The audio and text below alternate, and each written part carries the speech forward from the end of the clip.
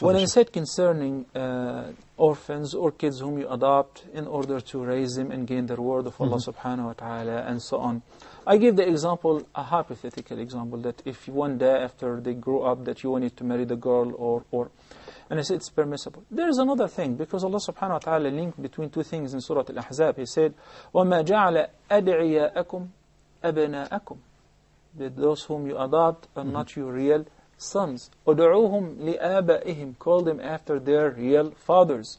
That is more just before Allah the Almighty. If I have a son and I have adopted a girl and now they both grew up in the same house, once again the same question, and it doesn't mean that you have to. It just answers a question. Is it permissible for them to get married? Yes, it is permissible if they like it. If there is an agreement, if there is ijab and qabul, with the following conditions: that this girl by any means is not a mahram to the father, which will be automatically a mahram to the son. Also, that if the mother did not breastfeed her when she was young, so that gives us a solution. If you happen to adopt an orphan from an orphanage or whatever, there is a solution that either your sister or your wife could breastfeed this baby. Then in this case, they will be similar to yours due to suckling, but they are not your real sons as well. It doesn't give them the right of inheriting you, nor you inheriting them, but you will be treated as a mahram to each other. That is the only difference.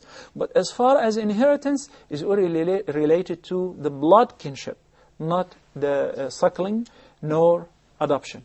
In your case, brother, that you married a divorcee who has a daughter, as long as you consummated the marriage, then her daughter becomes a mahram to you permanently, like your own daughter exactly.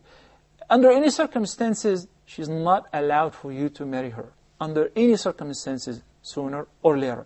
So that's why you may travel with her, you should treat her like your own daughter exactly. As far as changing the name in the passport due to official requirements, I understand if it is in a Muslim country, this previous ruling is agreed upon it. There is a general consensus. If she is your wife's daughter and you are her stepfather, she will be treated like your daughter exactly, and you will be able to get her a visa for Umrah or Hajj because you are her permanent male mahram.